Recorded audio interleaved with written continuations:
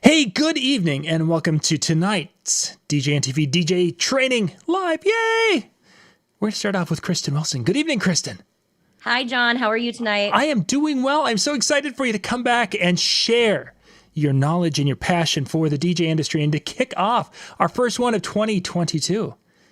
I love it. Yeah, that's awesome. So, gang, tonight we're going to be talking about getting yourself geared up and ready for this upcoming year. It's going to be a crazy year for a lot of us. We've already got our books filled up, and I'm excited for this year. And Kristin, I'm not even going to go any farther. I'm just going to turn things over, and you can take it from here if you're ready to roll.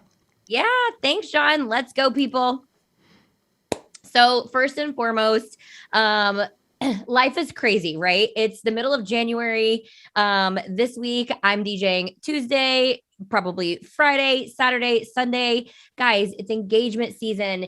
It's convention season. We're getting last minute bookings within the last 5-day time frame. We just finished up a wedding show on Sunday. I'm sure your schedule is just as packed as ours. In addition to that, you're finalizing events for February. We just came out of holiday season, so your inbox is a bit overwhelming.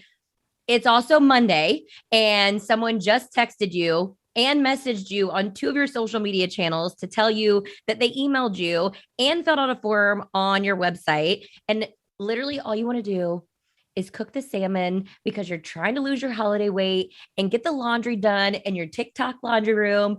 But you also have a photo booth to program and 96 uplights, and you're a Sarah tubes because you just got the first batch in, and you're trying to fix your show files and your universes and get them all hooked up for Show Express because in the next 3 days, you've got to go slay for the weekend once again. Is this just me? Like, tap, is this thing on? Is this just me? We're back, people. It is full-fledged season. We're operations, we're selling. And the conversations that I've had with a lot of you is that, first of all, let's just breathe because there's a lot going on. And I think one of the things that we can do is take a step back and say, okay, how do I look at my world right now and manage the amount of leads that I have coming in, while at the same time, still taking care of operations, right? So here's what I want to dig in with you guys today. I want to define the different types of leads, how we manage them, where they come from, and how do we continue having authentic, nurturing conversations so that when it is time for them to book, we haven't got to the point where we have made them feel like we've just blown them off, right? Because at the end of the day, I've always said it truly is about building relationships, and we have to continue to do that with our clients, even when we're slammed. Then we can start to dig into how do we systemize this, automate it, and create templates to make our job easier.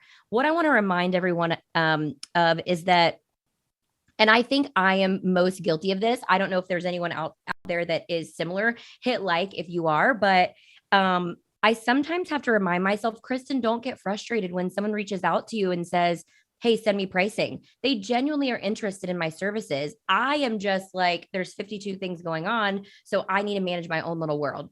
So let's start with the first thing. Let's start by defining our different lead types. First and foremost, let's talk about a cold lead.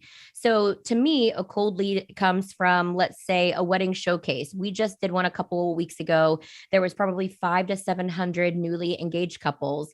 Maybe it was the first time that they had even heard of our company. So wedding shows, you're going to get your cold leads from. If you do any venue showcases, if you are doing services for, let's say, a catering company, and they give you the lead list. A cold lead is anything that they haven't spoken with or to you before, and they're just getting to know you. The second type of lead is going to be your warm lead. So for me, I call these little blinkies because in DJ Event Planner, that little envelope like blinks when you log in. So I call them blinkies. So essentially what this is, a warm lead, AKA a blinky, is someone who has already engaged with you or seen you online and then fills out a form on your website. This also can be someone who DMs you on social media, or sometimes if they message you through any advertising places like, let's say, The Knot or Wedding Wire. But also keep in mind that sometimes those leads can also be cold depending on how they come in. Then let's take it a next step further. You also have hot leads. So this is when they've reached out to you for availability and pricing. So they were a warm lead first. They're a blinky. They came through your website. They want more information. And now they've engaged with you. So you've sent them your first email and now they're like, yes, I want to set up a time to chat, or yes, let's talk pricing or packaging. So they become a hot lead when they actually engage with you and respond back. Here's why defining these 3 different types of leads are super important.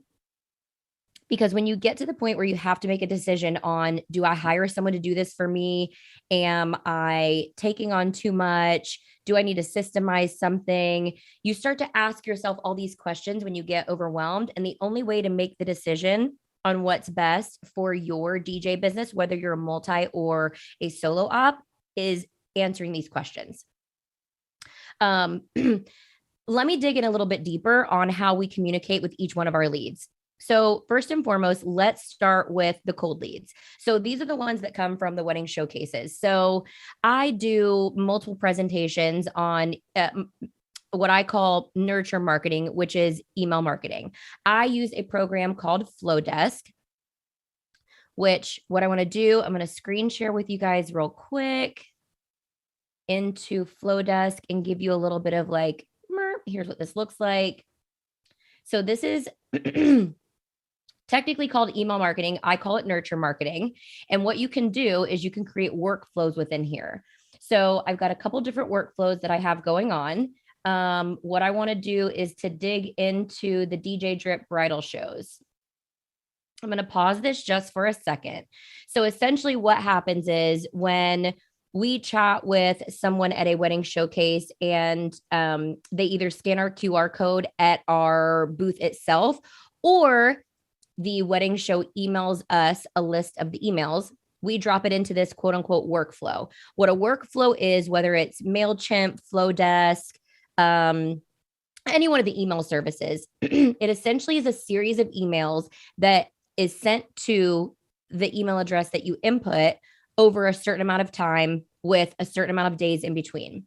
So within Flowdesk, and if you go to meetkristinwilson.com, I have an affiliate link to this where it's literally $19 a month. So easy, $19 a month for life, no matter how many emails and how many subscribers you have. So I can add different segments. So when they come in here, they get their first email. And I'll show you what that looks like in a second, but I want to kind of give you an overview real quick. So they get their first email from us 3 days later, which I've inserted this right here. And you can change this to either a time of day, time of week, or a certain amount of days from your first email. Then they get our next email. And then this kind of goes on for, I think I have it set for maybe 3 to 4 months, but you can see first email is sent 3 days later. Then 7 days later, they get another email. 7 days after that, another one. 7 days after that, another one. And you can kind of see just by the way we have these set up is this is just to kind of like keep them engaged, try to start a conversation with them. Things like, what does a wedding DJ do? You really want to educate your potential couples with the things that you do and that fit your brand. So for example, what does a wedding DJ do? We have 5 ways to wow your guests. And so for them, that gives them inspiration on what can they do during their wedding reception to really enhance things. So for them, it's a benefit. And then for us, we can showcase other products and add-ons like CO2, sparks, production, Astera tubes, things like that. 7 days later, we've got another email, how to create a vibe. This is an email only talking about uplighting. Super simple add-on. We talk about party mode and just, ways you can kind of create the vibe with lighting and atmosphere. 7 days later, we talk about wedding music. 7 days later, how to make a wedding playlist rock. 10 days later, how much does a wedding DJ cost? 10 days later, do you need a photo booth or a DJ?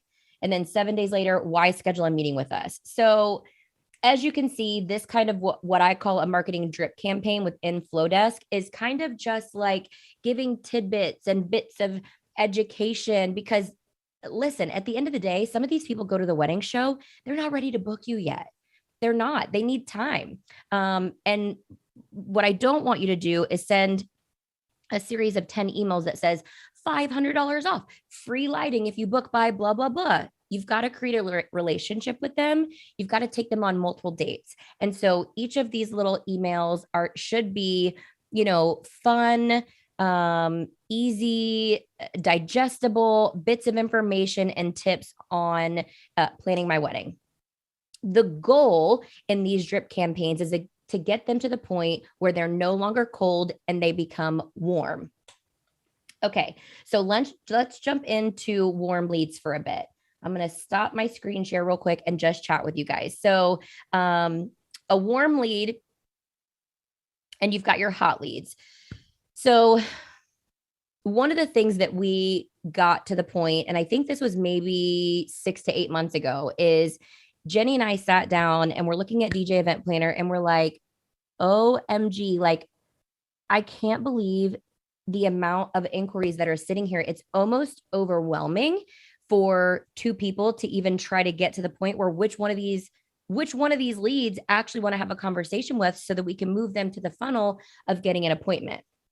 So I said, okay, we're going to divide DJ Event Planner and the leads that come in into two different statuses: requested info and an actual hot lead. So when we set up DJ Event Planner, and I redid the system about 6 months ago, anyone who becomes a Blinky and comes in is just a requested info. They get the first email that we send out. And then after that, we drip out a series of emails in DJ Event Planner that is different from Flowdesk until they get to the point where they've engaged in a conversation with Jenny or I. So let's say we met them at a wedding show. They are in our Flowdesk campaign because they're a cold lead. And now they're like, oh, cool, we like these chicks. Like, they send out informational stuff. We follow them on Instagram. Okay, now I want to fill out a form on their website. So they fill out a form on the website. They get into DJ Event Planner. Now they are requested info, which is a warm lead. Now they get another series of emails from us that are different from there to, again, continue the conversation.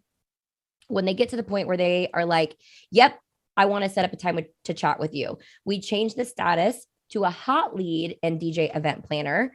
And now we're just having conversations with them one-on-one, because at that point, they are most likely serious about taking the next steps and discussing their wedding vision. What are they looking for? They probably have set aside a budget, and we might be if they've got a list of DJs they're looking at, we've definitely made it to that list. So we also have a series of emails that are straight templates that we use for these conversations so that we keep it unique every single time. One of the things I really want to touch on is I am a huge proponent of templates and automating, but I also think it's really important to not become a robot. So make sure that you're using these tastefully and to where they fit the conversation. Does that make sense? So you can go online and you can buy these templates all day long, and you could just input them and let them go. But sometimes, like, this template may be like, hey, are you ready to book a DJ yet? And like, that template auto-sended, but like, maybe you didn't mean to send that because you're already having a conversation about, like, we're already setting up an appointment to meet next week. So like, why are we talking about that? Right. I want to show you one of our templates in DJ Event Planner that might be really helpful for you. So I always say that one of my titles for RDJ Rocks is to make it rain, right? And it's just kind of like a little inside joke and whatever, but I also think there's a way to make it rain, but then there also is a way to pull it back a little bit and make it only drizzle. I don't know about you guys, and feel free to comment and let me know here, but I feel like in the season that we're at, especially coming out of not being able to do events for so long, and now people are just like excited to like go, I'm feeling like it's a bit overwhelming. And so I've gotten to the point where I want to continue to make it rain, but I do need to pull back just a little bit and make sure that the people who are getting into our hot lead funnel are truly qualified. So things like, I want to make sure that they really are our ideal client, from like the type of music that they like, the vibe. I mean, I was talking to a good friend of mine and I said, the type of client that Kristin attracts is someone who has probably been with their partner for at least 5 to 9 years. So like they serious. This isn't like a you've been engaged for 6 months and now we're going to rage and whatever. So I want to make sure that the leads that are getting into our funnel are highly qualified. One of the ways I do that, and here's kind of like my little tips on this. First and foremost, guys, I always recommend putting pricing on your website. Make sure you put it on your homepage. And if not, make sure that it is on your prices and services page. I do get asked a lot of questions of, okay, Kristin, well, how do I put my pricing on my website? Feel free to go to rdjrocks.com and see how we do it for a little bit of inspiration. Please don't copy and paste it. But for inspiration, I always say at least put your price ranges. Say our average couple will spend between, let's say, $2,000 and $3,500 on their average wedding package for a Saturday. It's a great way to say, here's what we think you're going to spend. There are some people who spend a little bit less. There are some people to spend a little bit more. That way, you know that the people who are getting to you, you fit in their budget range. I think as a buyer ourselves, how frustrating is it to, go to a website and you've seen a pair of, let's say, sneakers. I love sneakers, right? If I can't afford that pair of sneakers, I honestly don't want to go in that store, right? So give your clients that courtesy. My other little tip is if you want to increase the amount of leads that you get, remove pricing altogether from your contact page. So we have pricing on our homepage. We have pricing on our packages and services. We also have packaging on our contact page, because if they've gotten to the point where they're ready to contact us, I want that last little piece right before they start filling out information to be our price ranges. Now let's take it a step further, because the other thing that I needed to do was add in more pricing on the actual email that we send once they send a request for information. So this one I want to show to you guys because I think this one is super helpful. And so far, we have gotten a great response on this. So I'm going to screen share once again. So if you're listening and you want to see what this looks like, here she is right here. So yay, I'm so glad you contacted us. I just checked the calendar and we do have some availability on your merge tag event date. Our talent rates range from $17.75 to $45.75 that day, depending on what we can help with. And then we talk about ceremony AV, cocktail hour, live musicians, reception talent, MC, audio visual, and all the things. Here's where the little nugget for you guys. Then it goes on to say, as far as DJ MC talent, are you focused on budget or are you focused on experiences and talent? Here's why that has been so crucial for us, because our roster of DJs is so diverse. We have DJs who've been doing this for over 10 years. We have DJs who's been doing this for less than 3 years. And everybody's price ranges vary so dramatically. So we want to make sure that when the clients are coming in, that whoever we have available left on that date, we're matching them and not wasting our time. Because guys, at the end of the day, you are only one person and you cannot spend your time on the phone 6 hours a day, having 7 consultations with people who it's literally impossible for them to fit in your price range. So what we have found from this email is we let them know upfront, here's what the talent rates are going to range from. Period. Like, this is what your DJ is going to cost. And then if you want to add on ceremony, cocktail, production, and all the things, that's going to be more. And then we go into saying, what's more important? Is it budget or is it talent or experience? What we have found in that email is they'll respond and they'll say, well, we're really looking for budget and we really wanted to spend X. And then we can say, you know what? We've got a DJ who can do that. Or, you know what? It's not the right fit. I'll give you an example. I got a response last week from a groom on one of the very busiest Saturdays, March 2023. And he said, we're really just looking for someone to play background music for 3 hours. And that is it. Do you have anything less than $17.75?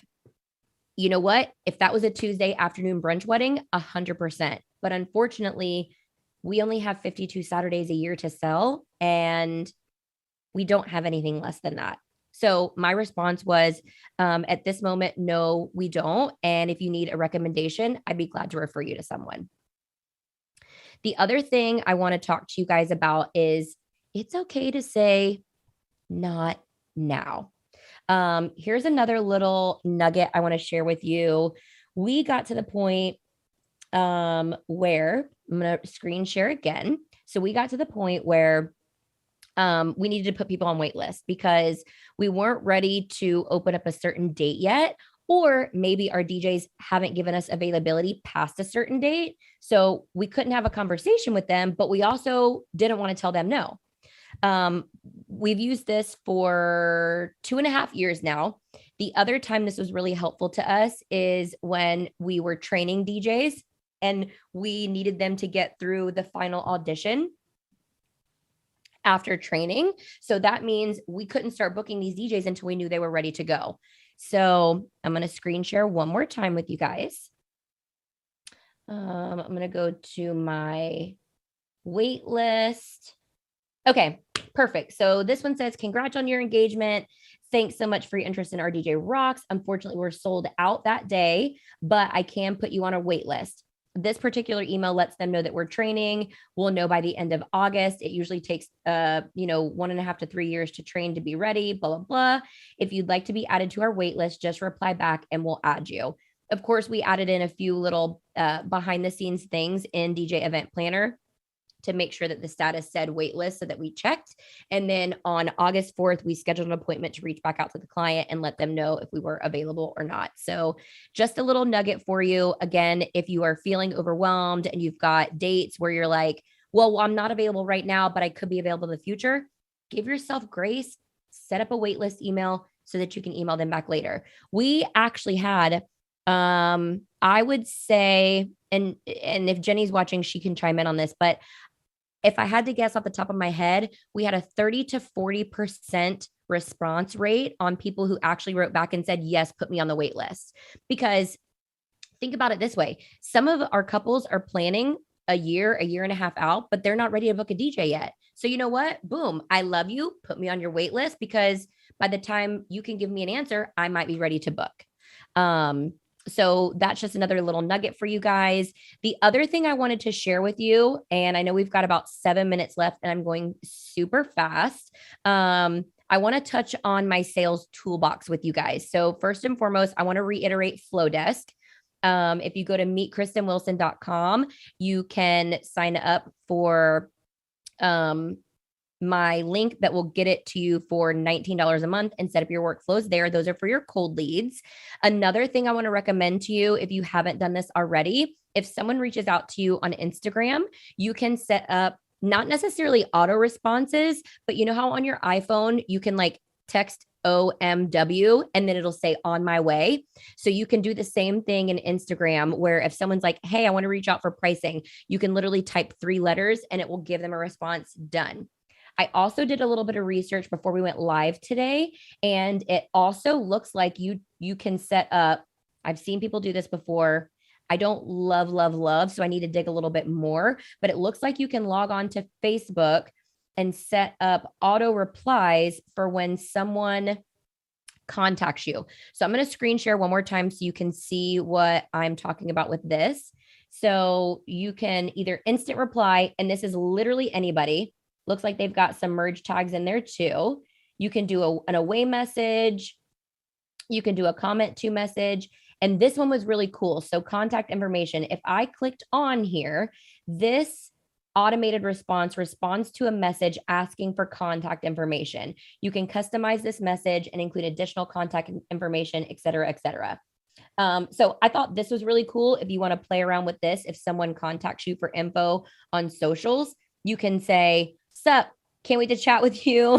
Fill out a form on rdjrocks.com. So that one was really cool as well. And then finally, another little Kristin sales toolbox is get you a booking manager. So here's what I mean by that. So we have to make it easy for people to book us. One of the things that we do in every single email once they are in DJ Event Planner is we always include a link to schedule an appointment to book with us. If you want to see what our appointments look like, they are online. We use Acuity Scheduling, and it's ourdjrocks.as.me. So what this does is in the initial email we send, it's, hey, our talent rates range from $17.75 to $45.75 for that day. If you'd like to schedule a time to chat, and if this works, click here for our calendar. Here's what we found.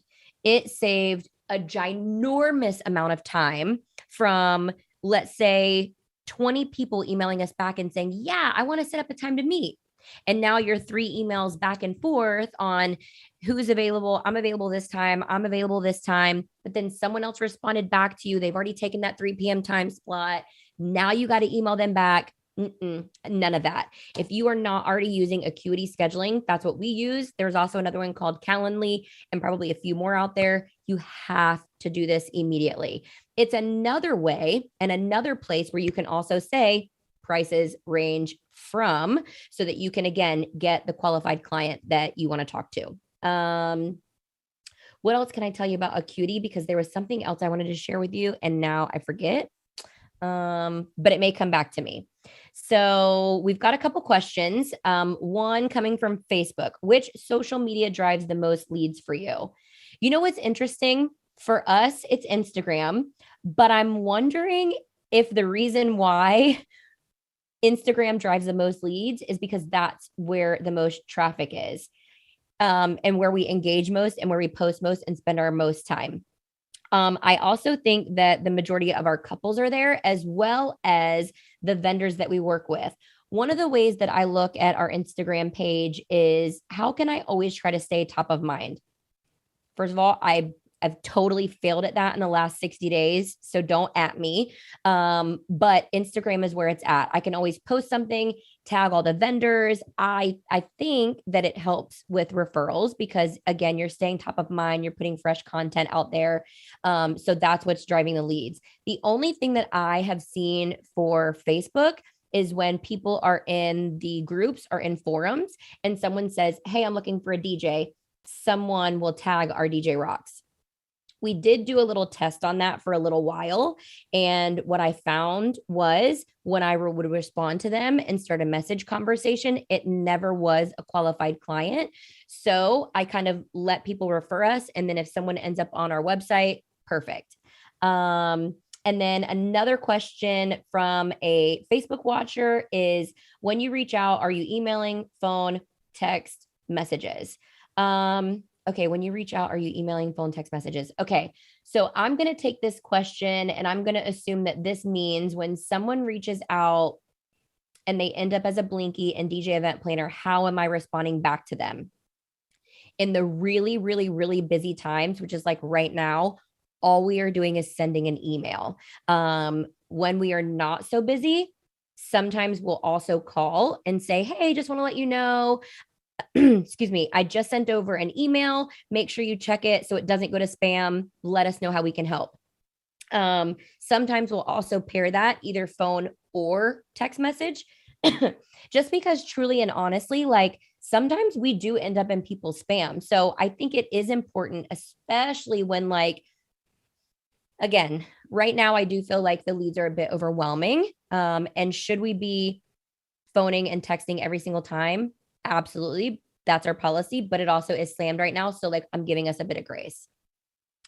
I also know that in DJ Event Planner, they have the, you can set up Twilio and you can send automated text too. I haven't tried that, but I do know some companies who've had a little bit of success with that. Okay. Chugging water. Okay. Another question from Facebook is, do you manually move leads from DJ EP to other drip systems, or are you using an automated system? Okay. The answer to that is no. So if they are in DJ Event Planner, they get drips from DJ Event Planner. So I don't do it that way. However, my goal is when they are in Flowdesk to then get them to DJ Event Planner or to book an Acuity link. So if you look at kind of the whole universe of leads and the type of leads, what you want to do is you want to get them from cold, right, which is in Flowdesk, to a warm or a hot lead. So what you're trying to do is you're trying to get them from Flowdesk into DJ Event Planner, because I don't want anyone in my DJ Event Planner who hasn't done the research and actually reached out to me. I also want to answer that question one other way. Are the leads that we get from the Knot and Wedding Wire, we take those and we manually put them into DJ Event Planner. Here's why I do that. It's important for me on a monthly and a quarterly and an annual basis to be able to run reports and understand where are our leads coming from at any given time. And I also don't want to clog our system with people who aren't real leads. So for example, what I'm not going to do is I'm not going to take someone who has DM'd us on Instagram and says, hey, I'd really love some packaging and pricing from you and more information. My response is absolutely, I'd love to get that over to you. Click here, rdjrocks.com/contact, fill out that form for me so I know I don't lose this DM and we can start a conversation. So again, my goal is to get them from email marketing, wedding shows, and social media into my actual sales funnel, not my marketing funnel. Move leads. Okay, another question from Facebook. When you give a price range, how often do you feel they choose one end of the price spectrum or another? Interesting. I don't know if they're choosing one or the other the way we currently have it worded.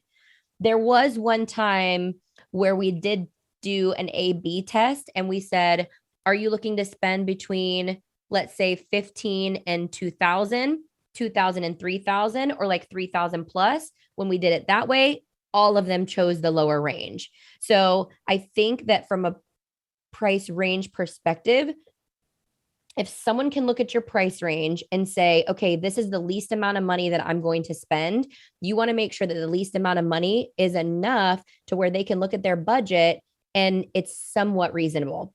For example, I had a conversation with a sweet, sweet bride at a wedding show a couple weeks ago, and she said, my budget for my DJ is $800. And I said, okay, what is the date of your event and where are you getting married? And she told me the date. It was on a Saturday. It was in prime season. And I said, as much as I would love to help you, our prices are going to start on a Saturday at $1,775. So I don't want to waste your time. So I think it's important to have that open and honest conversation so that you're not wasting their time and they're not wasting yours.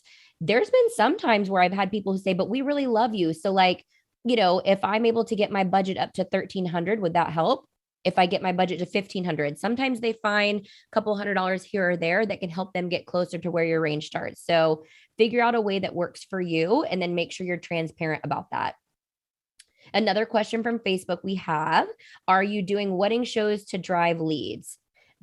I love this question. I'm doing wedding shows for 2 reasons. Actually, nope, I'm doing wedding shows for 3 reasons. Number one, wedding shows are really great for, I would say, at least half of my team. So we are doing it, one, for driving leads. Now, if we have couples who are on the higher end of the spending bracket, they are very few and far between at the wedding shows. But for the most part, the average bride who's getting married, and I don't even want to call them average, but they're going to learn, they're going to experience and things like that. So we do have the answer is yes, drive leads. Number 2, we're doing it for brand recognition. So the more times they see you, the more likely they are to book you. So they've seen us at a wedding show. Now they're in our marketing drips. We are on their vendor list, venue list, and now they've sat down with their wedding photographer. Their wedding photographer is like, oh my God, you have to have Kristin with our DJ Rocks. Well, brand recognition, they've seen us in 4 other places, so it starts to build trust. And then I think the third reason why we do wedding shows is I think it's really important to make sure that you're always staying fresh and top of mind to the vendors who are important to you. And if the vendors that are important to you, that the ones that you're continuing to build relationships with are at these shows, again, it's just more reinforcement that like we're still out here doing our thing, chicken wing. One more question from Facebook so far is, do you set a conversion rate goal for your leads? Yes, we do. And the conversion rate based on where the lead comes from is different. So I have not finished my conversion rates for 2021, but just from data I've pulled over the last 10 years, what I have found is if the lead is coming from Google, the conversion rate is the lowest. So it's anywhere between like, I think 17 and 23%. If the lead is coming from the Knot or Wedding Wire, well, let me divide those because Wedding Wire, for whatever reason, and I can't figure this one out, always seems to be lower than the Knot for us in our region. And the Knot's conversion ratio is similar to Google, but always tends to be a little bit lower. The conversion ratio for, dang, this is such a good question. Let me see if I can pull up my my marketing plan for you. The conversion ratio for referrals is anywhere from like 40 to 60%, depending on if it's like a venue or a vendor. And here's why that's really important, guys, because if you've, let's say, got 150 leads sitting in your system right now, and you don't have time to follow up with all of them because follow-up is really important. If you had to not follow up with some of them, I would follow up with the referrals before I'd follow up with someone who reached out for me just by finding me on Google. So again, conversion rates are really important. And it's another reason why I make sure that when I do put them in my system, of course, I keep talking about DJ Event Planner. I know some people use Honeybook, Dubs Auto, or other client management systems. So if there's a way to make sure that you can put in where the inquiry is coming from, you'd be really surprised when you start looking on a monthly, quarterly, and annual basis where they are coming from. It can actually start to give you your marching orders on like, where do you spend your energy and honestly, your marketing dollars. So that's a really great question. Thank you for asking. And I think that wraps up the questions there, Kristin. Thanks, John. I appreciate it. Yeah. Oh, that was great. That was excellent. Excellent information and some good questions there. Thank you. All I saw was Facebook users, so I couldn't tell who it was that sent those in, but they're coming from one of 9 different Facebook groups or pages out there. So I love it. Yeah, good stuff. Good questions. So, Kristin, once again, thank you very much. People want to reach out to you. What's the best way for them to do that? Best way to do that, you can go on meetkristinwilson.com, or you can reach out to me on Instagram at meetkristin, Kristin. Excellent. You guys can reach out and ask any questions if you like. Kristin's a resource in our industry that's going to be, I think, one of the up and coming people that are going to be seen more and more as we go in the next couple of years. Kristin, once again, thanks a lot for being with us tonight. Thanks, John. Have a great night, you guys.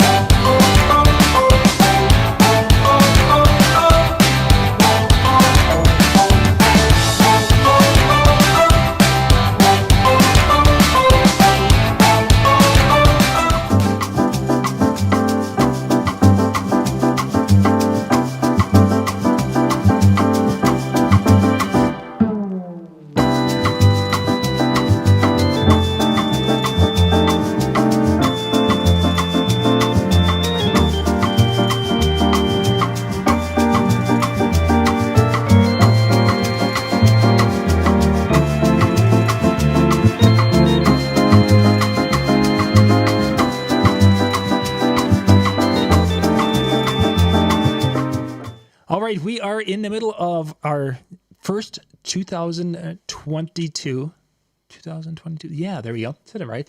The 2022 DJNTV training night. We do this once a month, third Monday of the month. Tonight, of course, we're talking about sales. We've got the next one the sales gearing up for the year. We've got the next couple. If you get our Sunday email, we talk about them there. Otherwise, if you got the email that came out with today's shows, it also talked about the next couple of upcoming shows, which again will be on the third Monday of the month.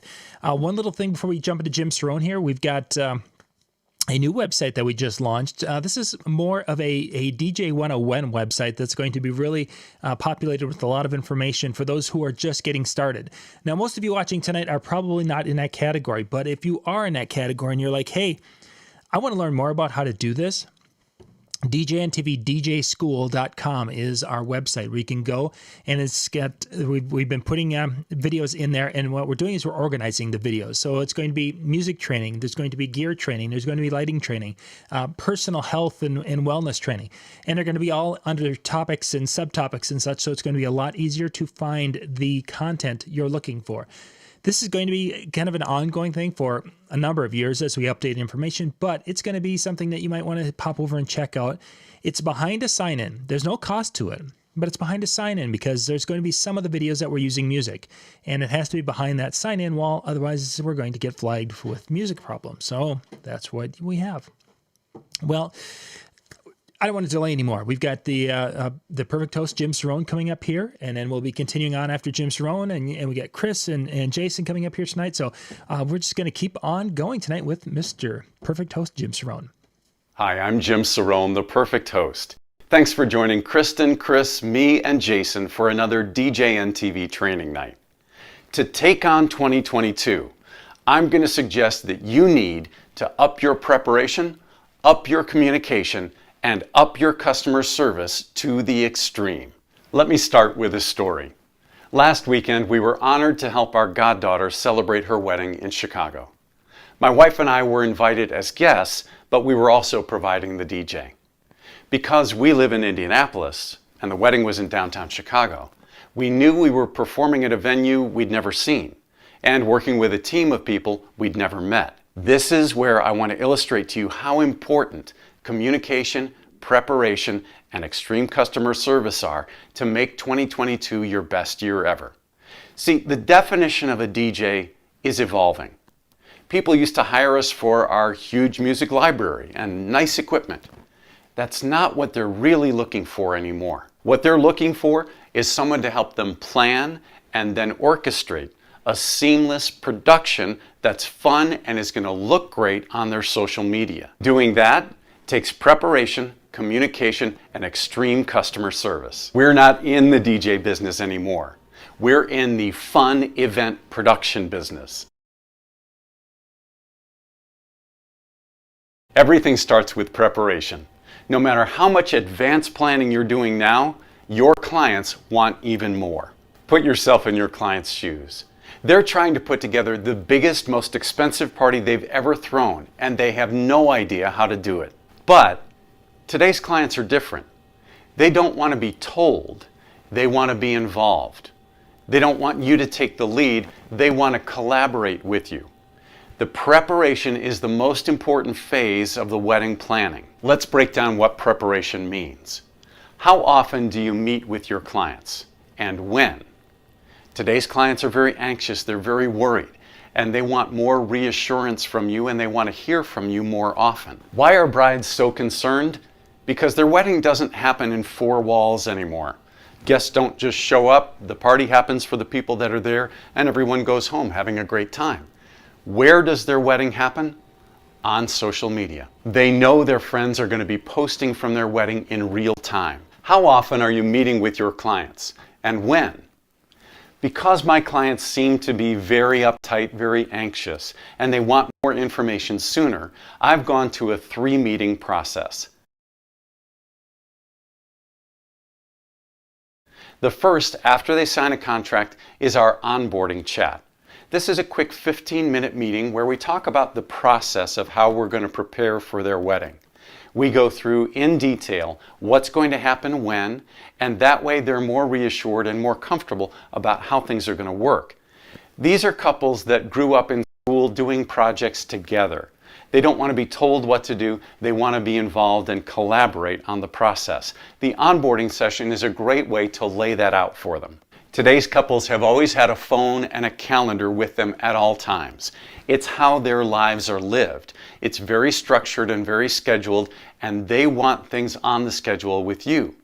Often what I'll do with a couple after I first meet with them and have that onboarding session is we go ahead and schedule their detailing session, their second meeting, and then their finalizing session, their third meeting, so that it's all on the calendar and they can relax knowing that all this preparation is going to happen.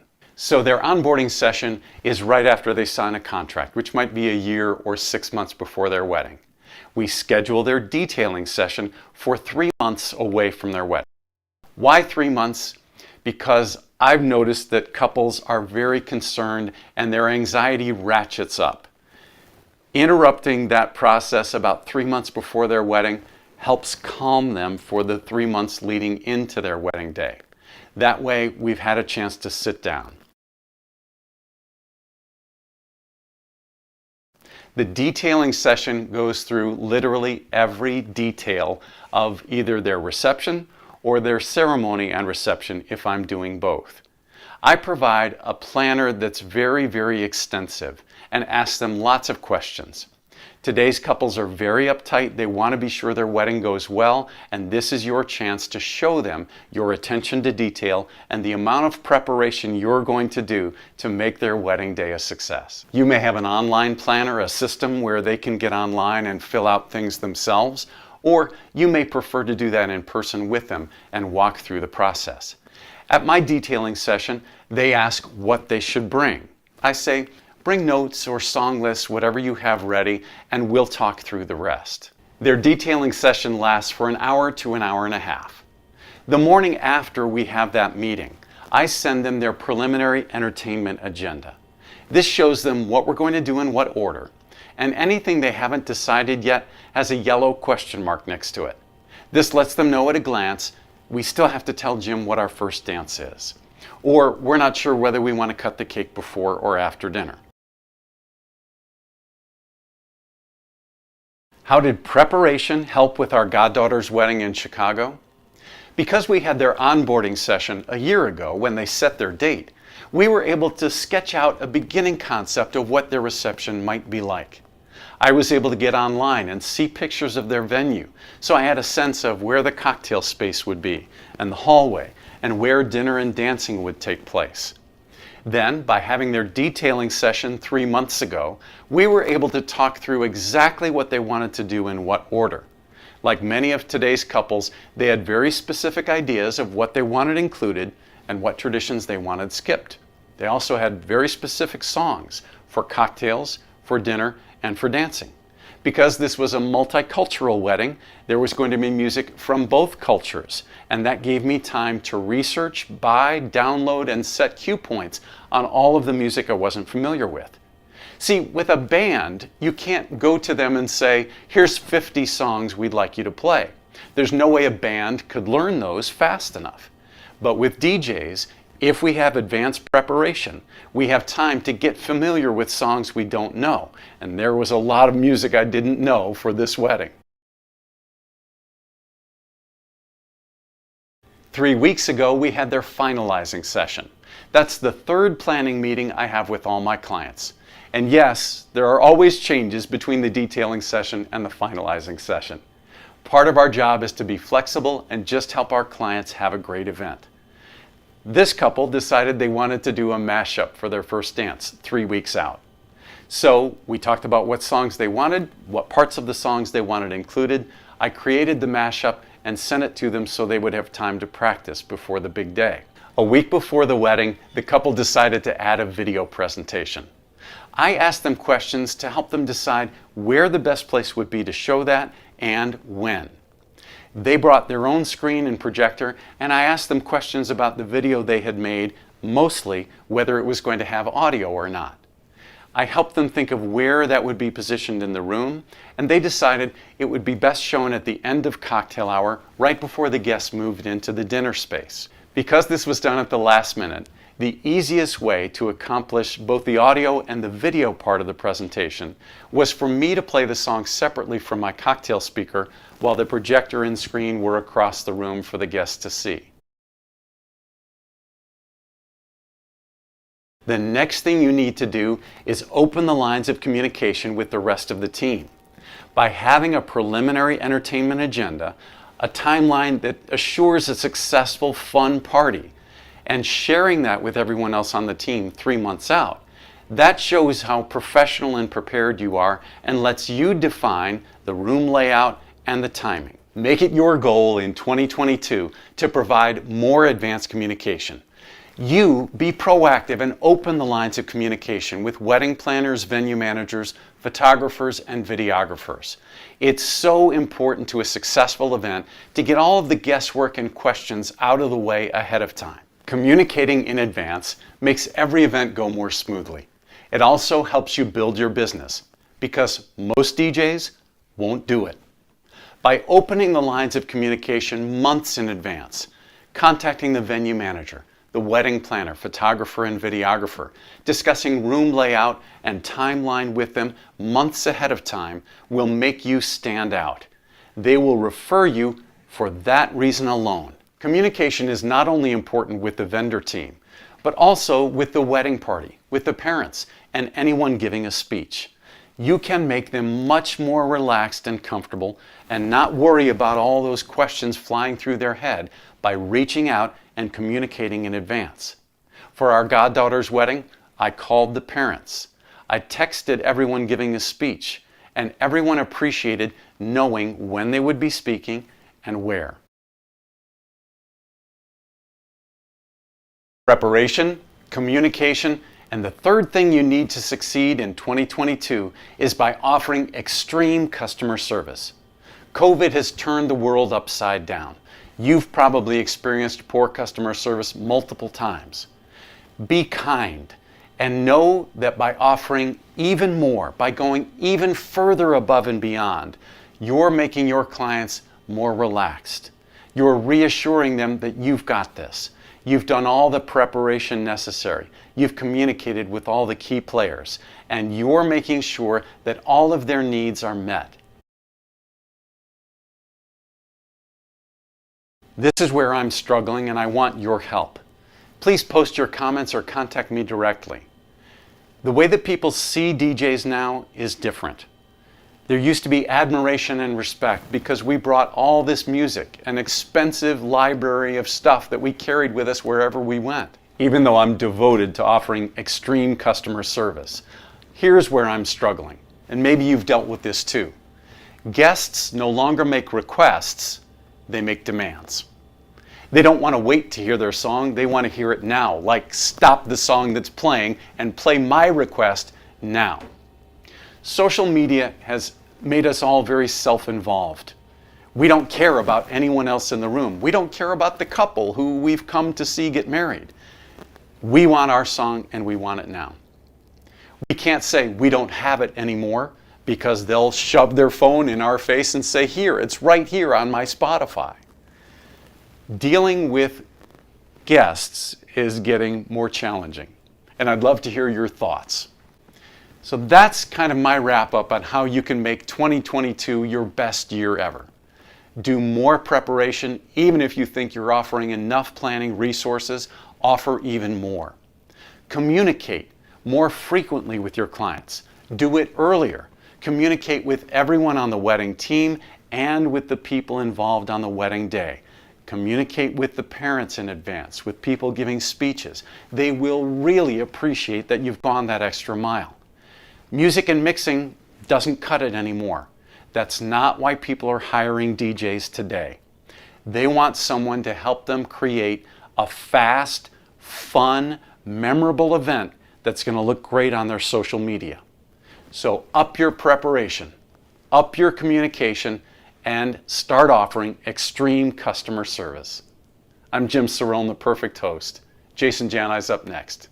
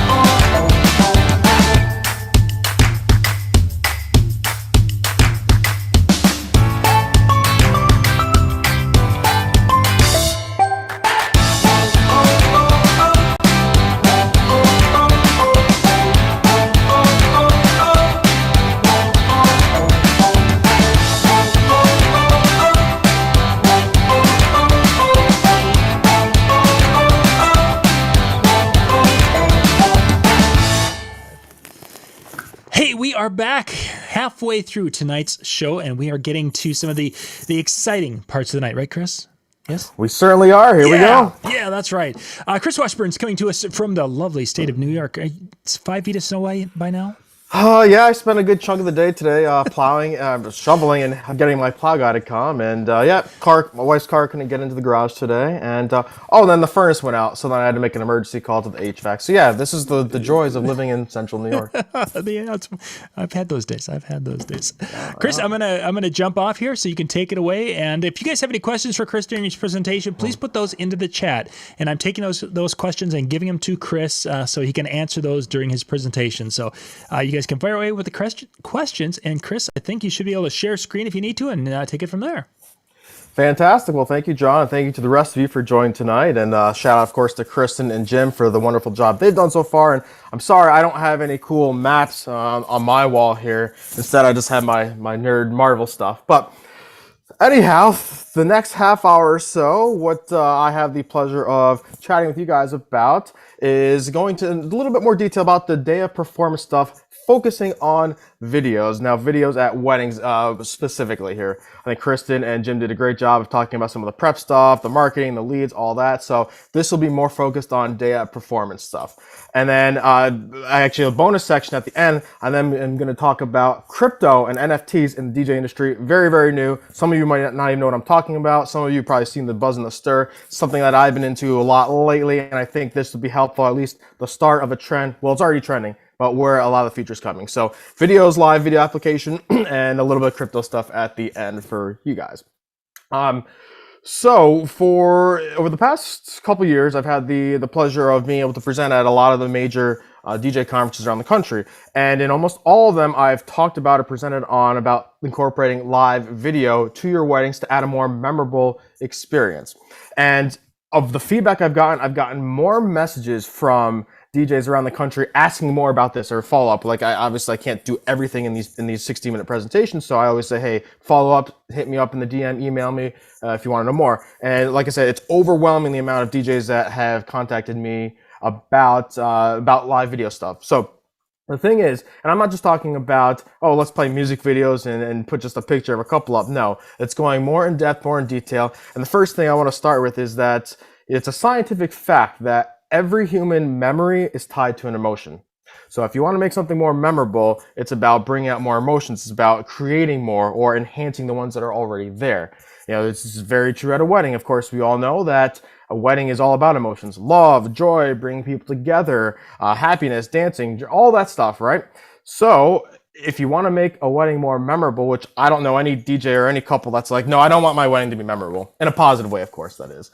I don't know anyone that would say, no, let's not make it more memorable. No. So the goal is, okay, you want to make it more memorable. That way they are talking about you 5 years from now at their family reunion saying, oh, yes, your wedding was the best. Your DJ killed it, right? It's about bringing out those emotions throughout the night, throughout the day. And as the DJ, we have that power to bring out those emotions with our words, with our actions, with our music, with everything we do. A lot of the stuff that Jim and Kristin have already touched base upon. And I love how Jim kind of ended his thing there talking about, I wrote down this note that, music and mixing aren't cutting it anymore. And about the customer service and connection and relating to people. Kristin definitely talked about those personal touches as well, and not just the transactional. And one of the first things I say to our wedding couples is that we want this to feel more relational and personable versus transactional. And it is true that I think what helps sets my company or small multi-op apart is the genuine connection, the emotions, the personal touches, going above and beyond just playing music when it's time to dance right there. So to get into what I'm going to talk about here, and I'm going to show some examples as well.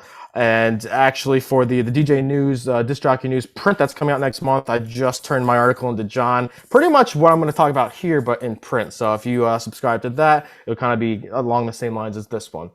So the title of that article is Incorporating Live Videos to Make Your Weddings More Memorable. And like I said, it's more memorable emotions. Now, why video? The daughter with Howie is one of the great. Relate that back to DJ as an impact. It does with these incorporate basic editing skills. Whereas this is something that is more just a monogram up. Okay, nothing standard. This was the same template that I had on their photo booth as well, like the school teacher chalkboard thing, and this was on their screen. So yeah, lots of options, as you can see. And then, of course, with these, you can run an ambient slideshow. I know Jim talked about that wedding he just did where the couple actually wanted to bring their own projector and play that going in from cocktail into dinner. Well, this is something that you can incorporate now as a DJ. Instead of having them do it, you have full control over it. You implement it into your setup, into your system, and you play it throughout the night. And as I'm going to show you, so you have the ambient slideshows where if they send you a... So this is a still picture of the slideshows, but this would be them. And I'm going to turn the volume down because we don't need it, but it does have music. Something that runs throughout the night. You can be a focal slideshow where it's like, okay, at the start of dinner, and it doesn't have to be pictures. It can be videos, of course. Oh, actually, here's a video of her playing live. She was a professional cellist. So those things you can do with that, just add a personal touch, of course. And this can be, like I said, a focal one, or it can be just an ambient one that's a 69 seconds that plays throughout the night with no sound, and you play your music and everything else over it. So you've got that part, and of course those add the personal touches for that. The best thing, the thing that really goes above and beyond that part is incorporating surprise video messages to couples or to anyone at the wedding, as well as live day of video. Now the live day of video, what I mean by that is, let's do this. Okay, now what this entails is the final product will be about I like to keep it about 60 seconds of an ambient video that, here, let me just show you the actual file that I played at this couple's wedding. 60 second, this is just over a minute, of ambient video from the day. Now this is stuff, it does take a little bit of basic editing knowledge as well as the ability to do it you do have a time crunch. You get footage, so you can do it, you can have your assistant, usually just my assistant that does it on my iPhone, and I just airdrop it to my computer. I have a Mac, and then you do it on iMovie. So I'm not a superb video editor by any means, but I know enough to where I can drag and drop and cut down and create these just these clips, and getting clips of the ceremony, of things in between the ceremony. So like when they were doing pictures, family pictures, getting their introductions as they come in, and then a couple angles of their first dance. Now, you can see their name, their hashtag. So this is the actual video we used. And then the application of it, let's see, would be this. And I actually have some commentary over this. So this plays throughout. And usually I try to get it within 5 minutes after the formality dances are done and we're going into dinner. So it's something that plays almost immediately. It's stuff that just happened, and the looks on people's faces when they see this, it's like, talk about a wow factor, something that most of them have never seen before. It adds a personal touch. It's a great surprise to the couple, the people that are involved in it, they see it, and I can't tell you how many like jaw drops I get. It's even special. It's better too. Like in this video, you'll see that if you're in a position where if there's a buffet line and people have to walk through the dance floor or walk near you, that they can just watch it while they're there. That's the best. And again, you don't want to make it too long because you want it to continue to go. So about 60 seconds or so, maybe a little over is the right time. Certainly sets a personal touch, adds in just a really cool thing. And already with these TVs and setups, you have a really good looking setup that automatically gives the wow factor when you walk in. So I'll let this 30-second clip run. This was from I put it to Instagram story. That's why it's vertical.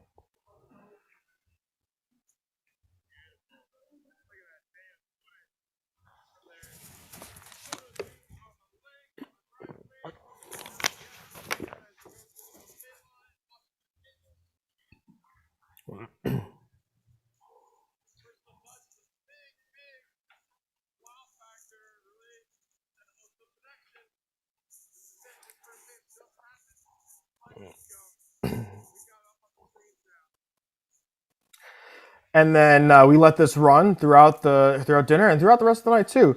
And then we can. So I use Serato Mix Emergency, and I do video DJ. Then when I have those, and I will play music videos if appropriate, as well as mix in maybe their other ambient slideshow, mix things in throughout, and that's something I can play on the dance floor too later at the night, and you can play at the end of the night. But again, it just adds that personal touch, connection, and the emotions of it. Is pretty fantastic. And then here's another application. So this couple, at the end, when they wanted to do a private dance with just themselves, and this shot, this video that I sent them, like I had it in tears, because watch, they get to dance. I'll just turn the volume down for a second. They get to dance with the highlight of their day right behind them.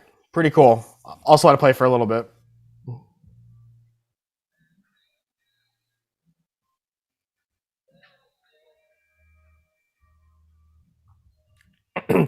So one of the questions is that what size screens? Well, like many things in life, the bigger you can be, the better, probably.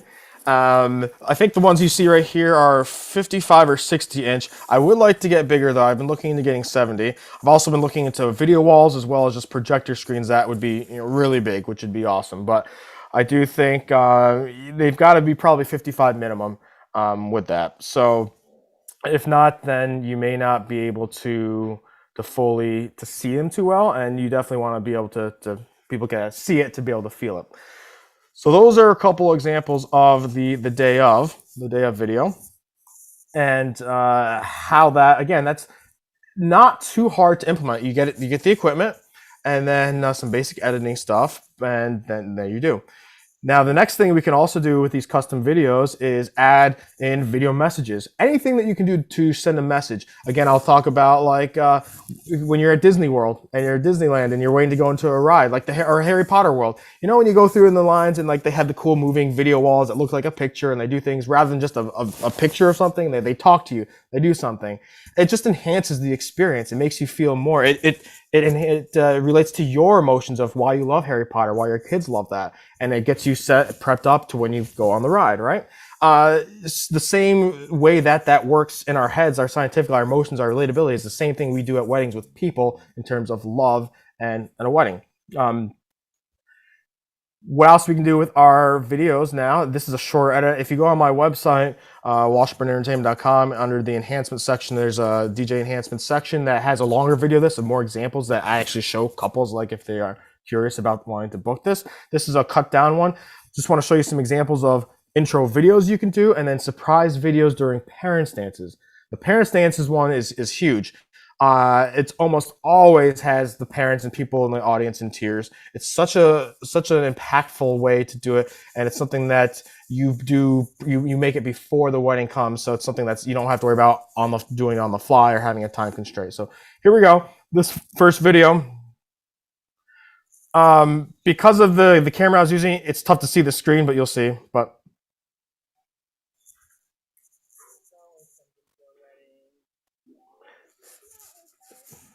he was a big Star Wars fan.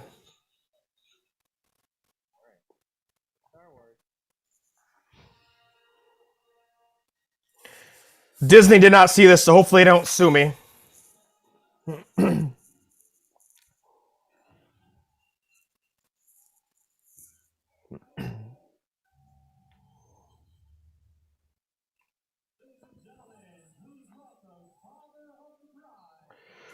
So for that one, the question just came in is, do I have a video assistant with me, someone doing it? Yes, I usually just have my assistant, the same roadie, same person. And actually, it's funny you mentioned that, because in this clip right here, I did not have enough. We were so busy that day. Normally what would be ideal is to have my DJ assistant doing all the music stuff behind the booth, and so I can be out on the floor doing all this, but I did not, the person who was supposed to could not do that, and they were unable. I didn't feel comfortable leaving the video stuff up to this other person, so they did the video. Luckily this was a small one, you can see that I'm pretty close, so me being behind the booth here was not as big of I guess a letdown versus being on the floor here. But yeah, good question. Yeah. You can do it with just one person. Again, like I said, on the iPhone is fine. If you want to make it even better, you could probably hire an actual videographer, get a better camera, and then do it. It's the same sort of thing, but these iPhones are great. These Androids, you can do it and get away with it and make it look great. Again, the AV production for these is not the most important part. It's the message. So as long as it doesn't look awful, right? You don't want it to look grainy and crappy and terrible editing. Geez, yeah, it'll get the message apart. So that was a custom introduction we did where they wanted Star Wars. So boom, we did that. Kind of cool, different. And then here we go. More examples. All right, talking about slideshows. Pretty self-explanatory. You've all seen a slideshow. The emotional impact it has. Look at the emotions here for the bride, and yes, they're crying, but of course they're tears of joy. I think it was something about her father, something that passed away. Very touching. Again, emotions, more memories, boom. And she's been one of my biggest supporters. She sends us so many referrals and everything. These are the surprise video messages we were talking about during parents' dances that they do. They can do it right on their phone, selfie mode, text it to you beforehand. You put this together and you surprise them. You play it during. So this is the groom mother dance.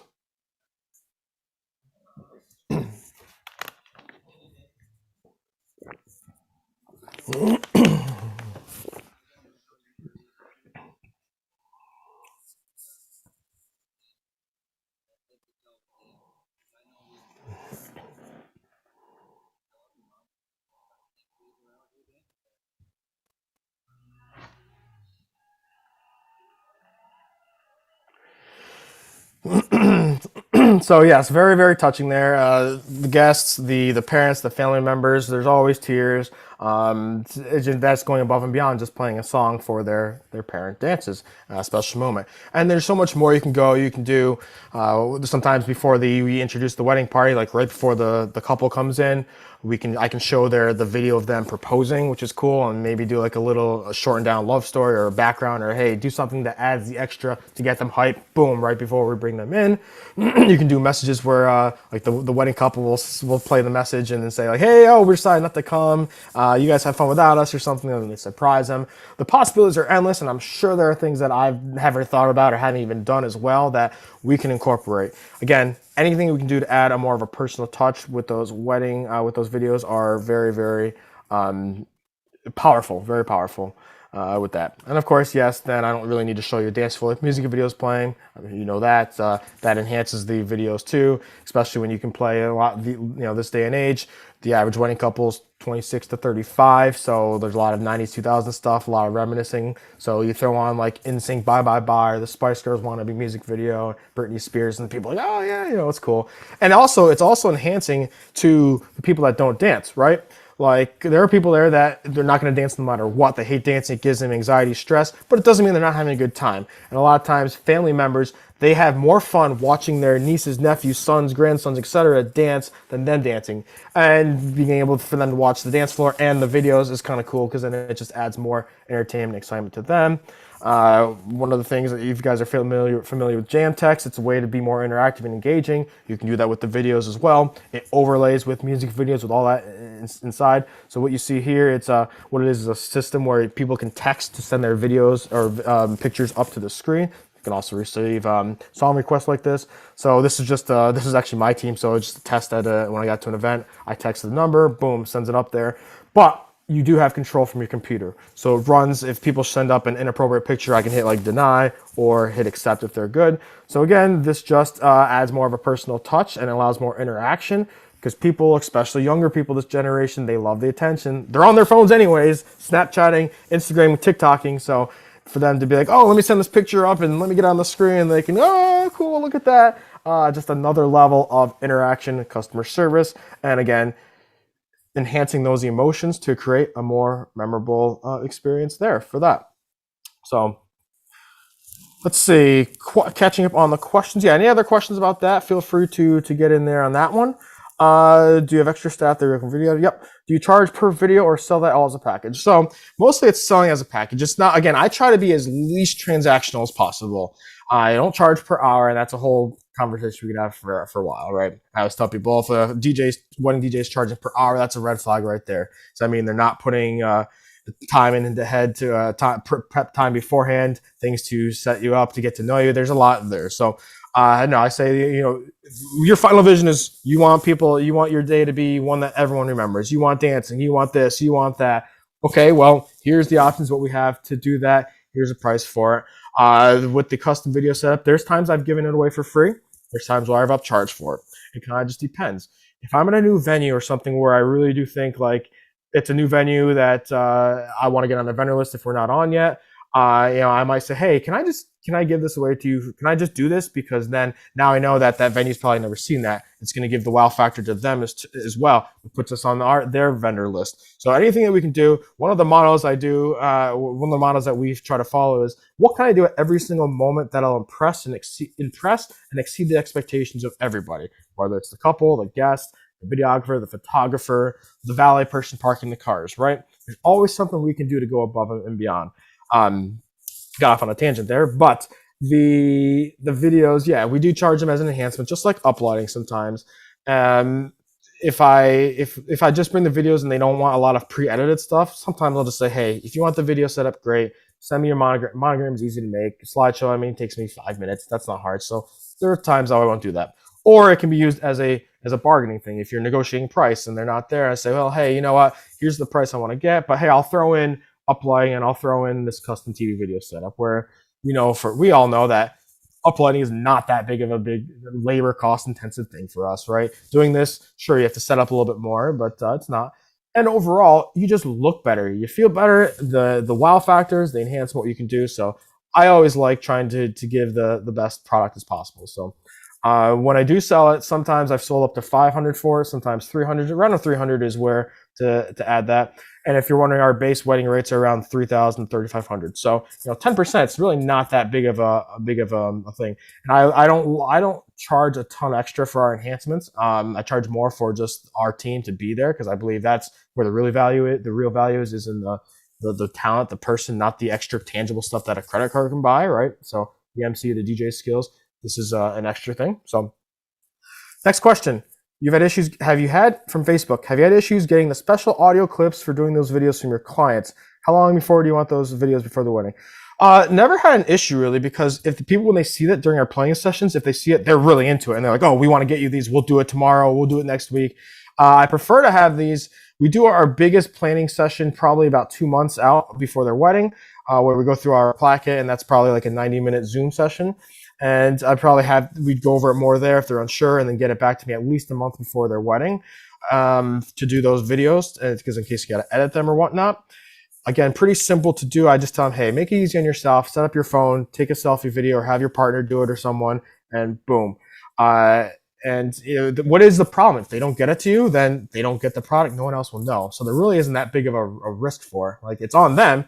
If they don't get it to you in time, then that's on them. No one at the wedding is going to be like, oh, we were expecting videos and they didn't show up. No. So it's really like a high reward, really low risk. So I think there's one time I actually did have a couple where they wanted to do it and they were just so busy, and they got down to it the week of and like, hey guys, we're just going to skip the video. Hey Chris, we're just going to skip the video. Just use our monogram, slideshow pictures, easy. So good stuff. Any final questions there about the video stuff? I think that pretty much wraps it up there, Chris. If you want to hit the hit the next stuff, and then we'll wrap up here in a few minutes. Fantastic. So I'm glad we left a couple minutes here. I just want to talk about a little bit about crypto and NFTs and relate it into the DJ world here. This is something that I've been in on for a number of years, and being big into crypto, it's starting to consume all of the world in almost every aspect. Real quick, I'm sure there's people here that don't know what I'm saying, and people that might know a little bit. Cryptocurrency. So what that is, it's a new digital form of currency that is decentralized. So like Bitcoin, you've probably heard of that. Bitcoin, Ethereum, there's a ton of coins. And then there's all these NFT projects. NFT stands for non-fungible token. And what that really just is saying is that it's something that cannot be replicated. It's not something you can tangibly hold in your hand. Like this pen is not an NFT, but a common thing you see is artwork that's our NFTs. And it's not exactly the art; it's what the art is representing in the digital world, in the blockchain metaverse, the NFT. Confusing, I know. There's a lot of videos and stuff I can send you if you really want to hear more about it. But overall, with DJing, so the one thing about the NFTs, and if you know anything, you've seen that some are selling for millions of dollars, millions. Like the guy who invented Twitter, he just did a screenshot of his first ever tweet, put it as an NFT, uploaded it, and it sold for $2.5 million. It's nuts. If any of you are friends with me on Facebook, you'll see I just posted this thing yesterday about a totally different project I bought. It's for games. I bought a digital cow. A digital cow, yeah, how crazy does that sound? I can just show it to you. And that was about $3,000 for this cow.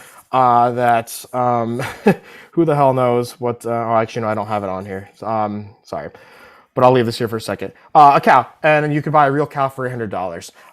The point is that this world that we are going into, this digital age, the metaverse, and how does this relate to DJs and the music industry? Well, the NFTs. They are represented by art. So for example, like I had an NFT made of me. This is a joke. I have it listed for 100 Ethereum right now on OpenSea, which is like $330,000. No one's paying that for this, right? It's a joke, but there are NFTs out there that are selling for a ton, and it's just ridiculous. I just did these for my own humor, but this is an example like an NFT. And if you looked at them now, what they represent is they're not just an artwork. People are like, oh, it's similar to like what it represents, and sometimes they have more of like a membership. They have real life utility. Example in the music is I can see this happening. So there's the metaverse, the digital world, where instead of you going to a concert hall, you log into your computer and then you're in this digital world and your avatar, and maybe it's going to an exclusive Beyonce concert. So you could see that Beyonce sells a bunch of NFTs. In order to get into this exclusive concert, you have to own one of her NFTs, and it's like the membership card. It's like a country club membership to get into it. And then you go in as your digital avatar. You get to do it. Maybe you get to interact with them because it's not like a real life event where Beyonce can't come into the crowd and start talking to you. But in this metaverse, she could through her avatar, through for you. And then of course, as you display yourself, like just like same reason people buy buy things for their physical selves that means nothing, like those really expensive shoes that women wear with the red bottoms, or buying a Rolex for 20 grand when you could buy a Timex for $20, which has more functionality. It's to show off status, just show off wealth. They'll do that in digital world too. NFTs. I got off a little bit there, but to bring that back to music, so we talked about this music concert. And now with DJs is that NFTs are going to start, I think you're going to see them start to take over more, is instead of anything that has to do with a transaction, a personal sale, revenue type of thing can be switched to NFTs, and they're bought as a token where you get not only the cool artwork, but then you get all this utilities for it. I do want to play this quick 90-second video for you because it has to do with a DJ and something that I saw when it comes to streaming. Now, most people in here probably aren't streaming and getting putting their own mixes and stuff, or putting your own edits on Spotify and getting revenue from there. But this will give you an idea. This is DJ Blau, who is now doing NFTs, and he's getting. You'll see. Chris, you're going to need to talk over this. It won't pick up. We won't hear the audio. Yeah, we're not going to hear the audio on it, so you're going to have to kind of talk over what you need to do on that. Oh, did the audio not play in any of those videos that I was playing? It was very, very quiet, which is fine because there was music, and that would have dumped our video. So I figured that you had it low intentionally. All right, real quick. So Blau, to sum this up, he created these 333 NFT tokens. Blau, he's an EDM remix type of DJ producer, and for the song that came out, and anyone that owned this token they were gonna share in 50% of his royalties that he would get by streaming the song on Spotify. So say the song made $1 million, if you own one of his NFT tokens with all its unique art, you would be getting a percentage of that $1 million with that, and then he's going to make a ton, on that. This is there's not a lot doing this, so there's probably a ton of ideas out there that I can't even show you because I don't even know yet. But I think from the mobile DJ perspective of it, because we're not all artists here that are going to be getting $1 million royalties from our songs that we create, is going to be how can we incorporate into our own business. 1 minute here, so I'll wrap this up. What can we do in order to, first, if you don't take crypto, I highly recommend that you do take crypto for your business.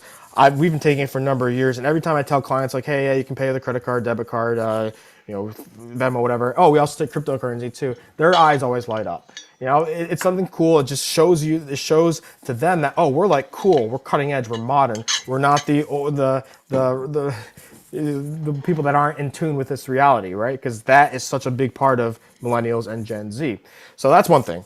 And then being able to incorporate that. So now maybe instead of me just saying, hey, here's $300 if you want uplighting, I send them, here, we'll buy this uplighting NFT token. The artwork is a picture of their venue with the uplighting, and then they get it, and they have something else after. And then, of course, it creates a better connection because now they own one of my NFTs with that. So that's just a thing, and I have so many other ideas that I think are going to be practical, but I do think that's going to be trending. Definitely, it is already now, but you're going to see it in a lot more industries. And if you can be one that gets in early on the DJ industry and gets into these, again, it's going to help set you apart and do something cool that will be cutting edge. So, yeah. That'll be very interesting to see how that does get into our industry, because right now it's like you kind of head scratching, how it would, and then all of a sudden, as you say, someone's going to make it work, and it'll be like whoever does it first. You're very right, John. And just in general, not DJ related, if you get them, they're such a good investment. I mean, I've had some really good returns on them. So, I mean, it's something, if you're interested, if you like money, you like investing, definitely crypto NFTs are something to look into. So, Chris, if people want to reach out to you, what's the best way to do that? Sure. I would say hit me up in the DM. Instagram always works well. It's DJ Washburn _ Unfortunately, some 13-year-old kid in Iowa has the DJ Washburn.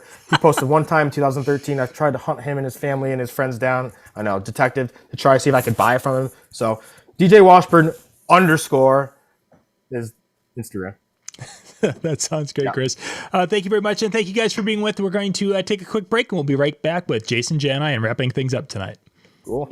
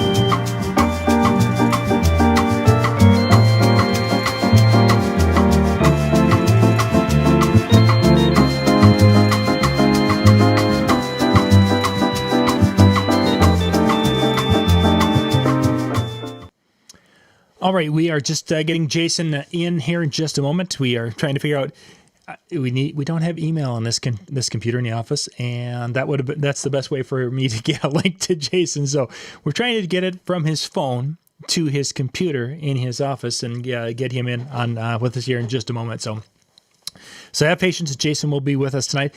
Once Jason's wrapped up, and it'll probably be a little bit after 9 because Jason's going to take some questions and such that you guys have had. You guys have had some great questions coming in tonight, so thank you for that.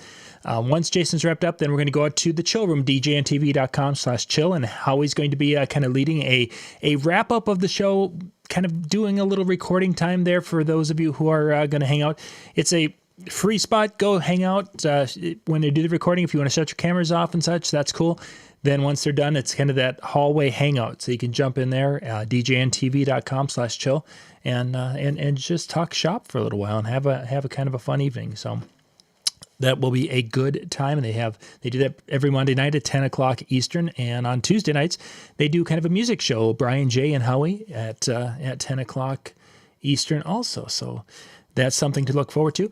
And then, of course, you can jump out to DJNTV, DJschool.com, and check things out there. That's our new educational portal that you can go check out. That has something we just launched here, and it's going to have more information that's added as we go. We are ready to wrap up here. And Jason, I'm going to check and see. Do you have a microphone? I do. Can you hear me okay? Oh, you sound like a rock star, my friend. I'm going to bring you on the screen right now, so you are there. Ladies and gentlemen, the one and only Jason Jani coming to you live tonight. So, Jason, I'm going to shut my camera off, and I'm going to give you the floor, my friend, and rock as you always do. Yeah, awesome. Well, I appreciate that, John. And what's up, everyone? I'm pumped to be able to talk with you all for a little bit, and I wanted to, I guess, I've been able to catch some of the content provided by everyone today, and I have to just say it's just awesome to see so many different perspectives, so many different schools of thought, and so many different things to kind of think through. And just having resources like this, I just think are so solid, especially for the people that are looking to take their business, their path to the next level. I mean, it's just awesome to see all the things that go on this channel once a month on a Monday night, where you could literally kick it in your living room and get some perspective, some schools of thought, and some training from some of the brightest minds in the event industry. It's just awesome. So I have to say that for the beginning of this whole little presentation. Now, unlike in typical Jani fashion, I don't have something prepared as in a structured dialogue to kind of lead through. I wanted to listen in on some of the earlier sessions and try to provide some insight into some of the things that maybe weren't covered. So as I was listening to a number of the people speak today, I love some of the content from Jim, from Chris, from Kristin, just awesome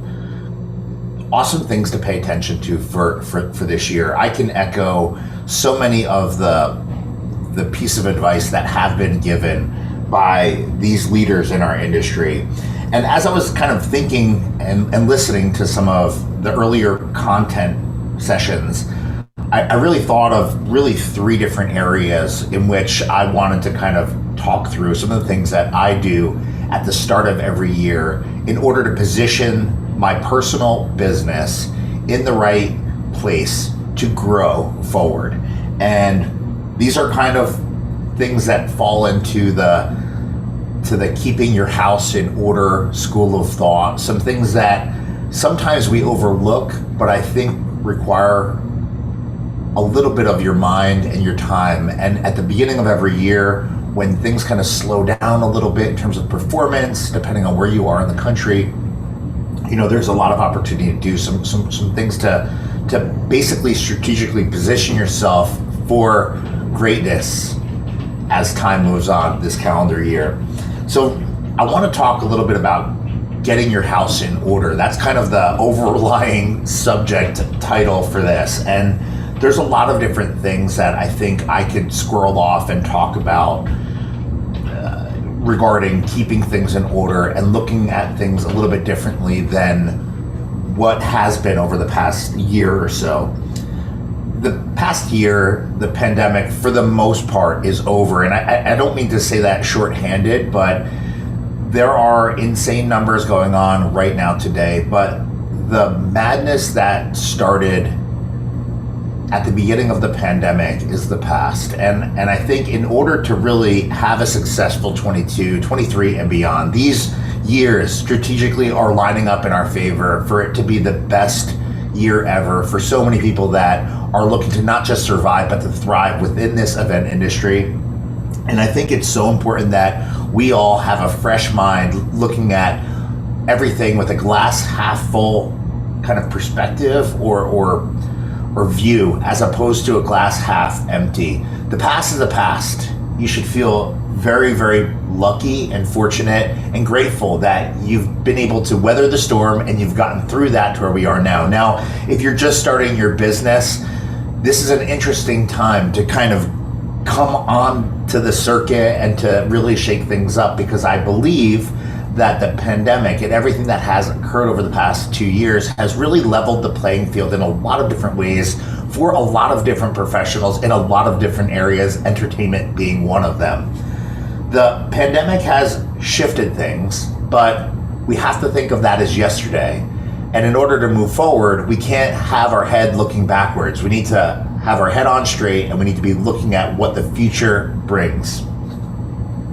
I think that the name of the game in everything moving forward needs to be centered around the connection, the human connection and relationship that we all kind of have access to or currently possess.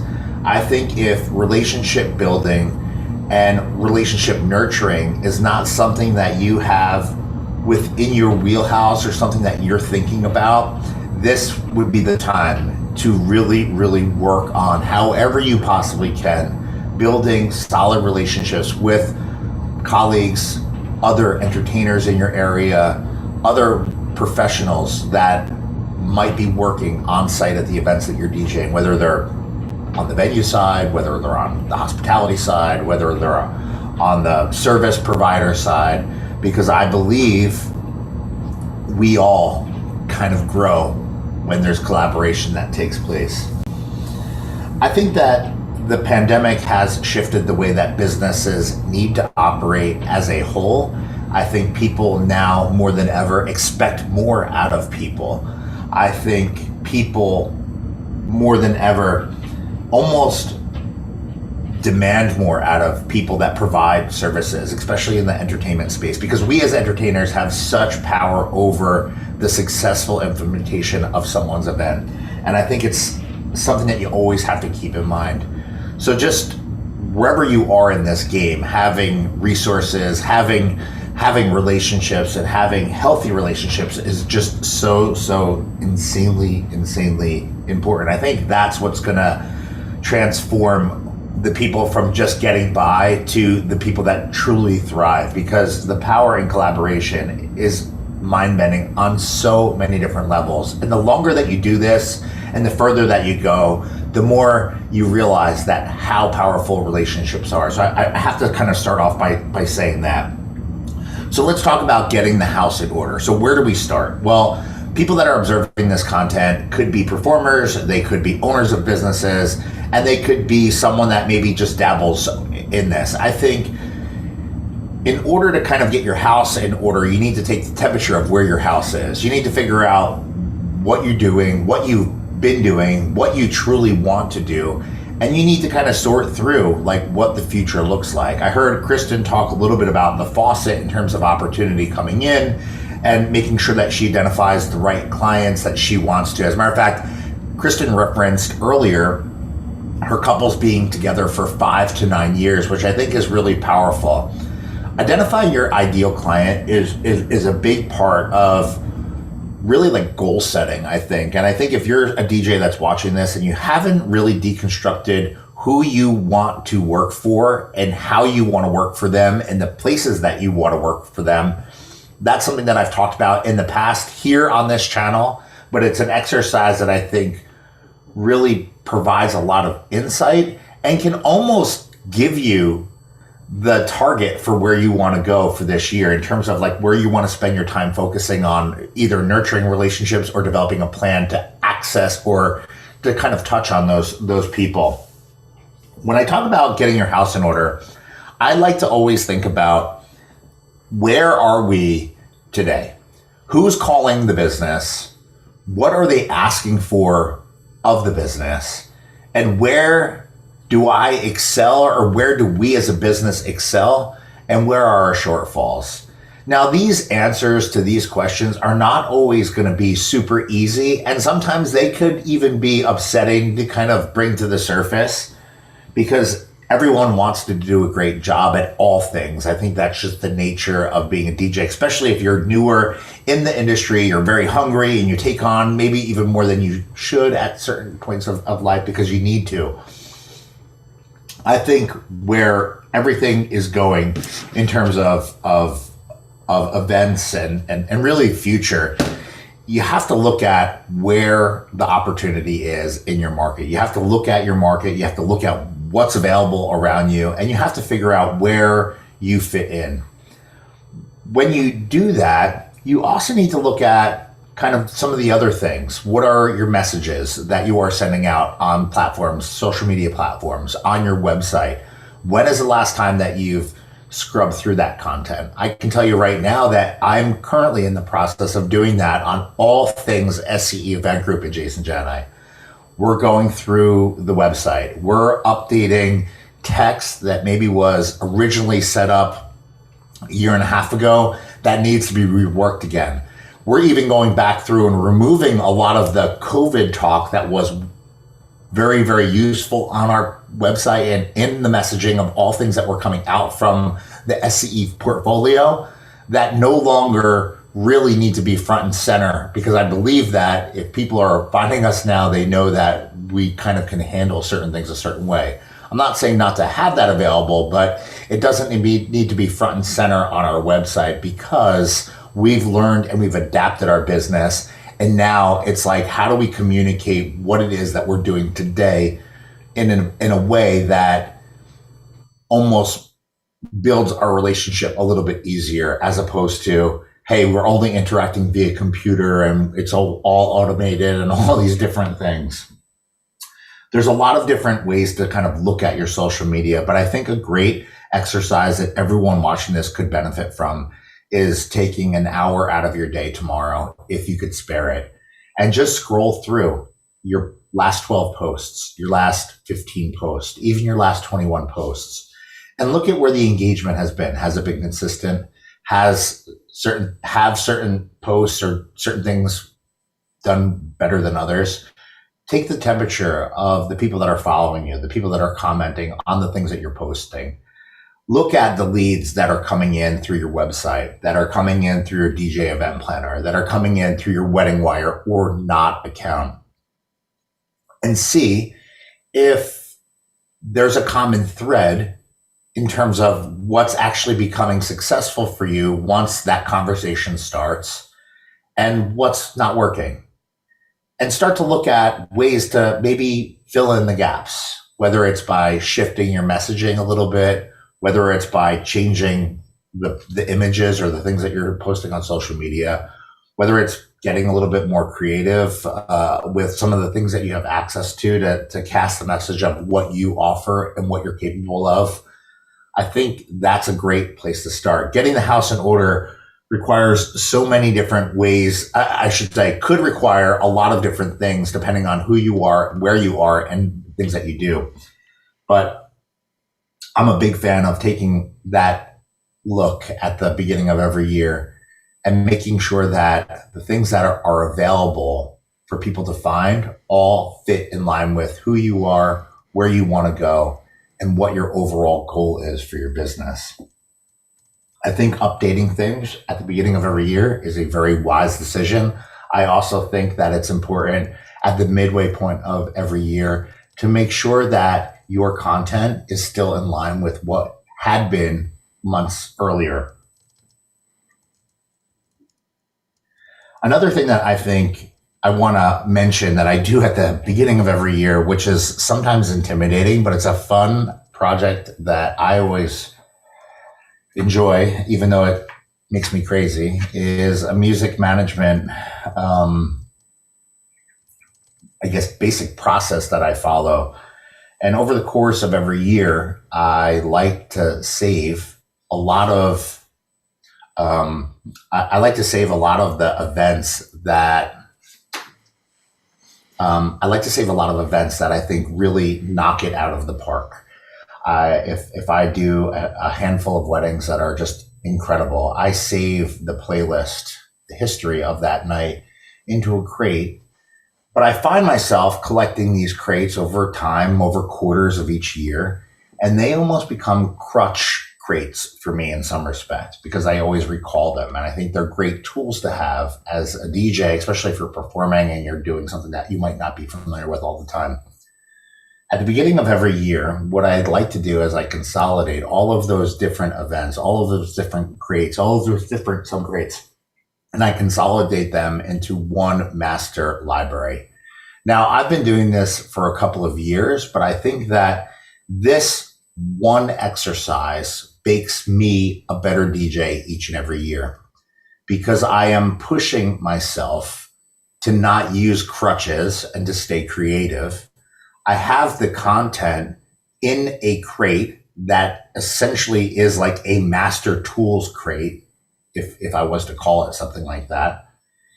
And the content is there, but it's not organized. It forces me to look through it. And then as I cross-pollinate different events from different periods of the year, my sets even become more dynamic if I'm looking for inspiration.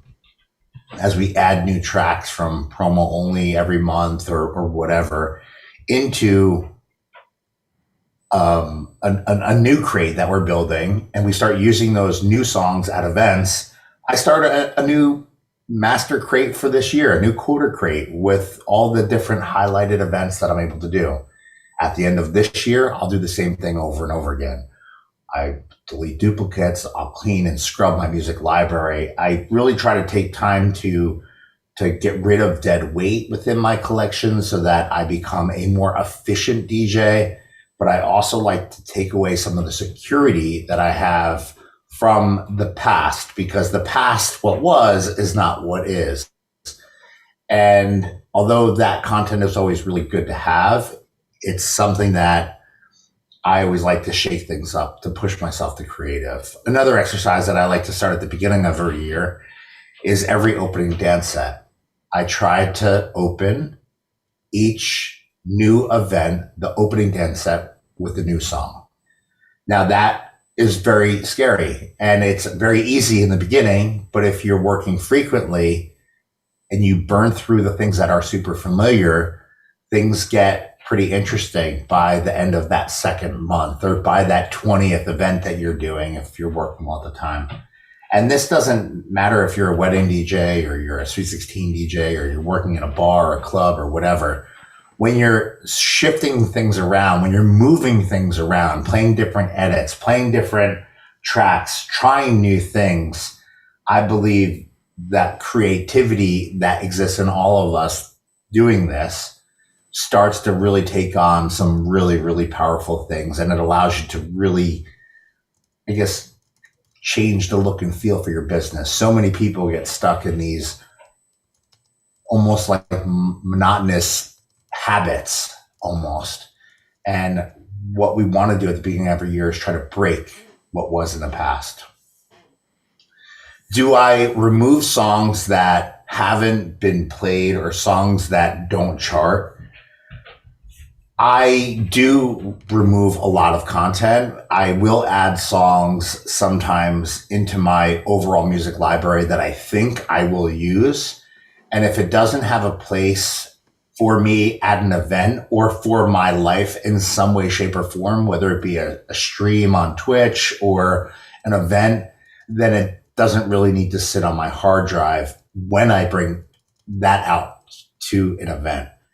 I don't delete the song entirely from my ecosystem. I like to keep everything backed up in my office here, but I like to have a very curated universe of music.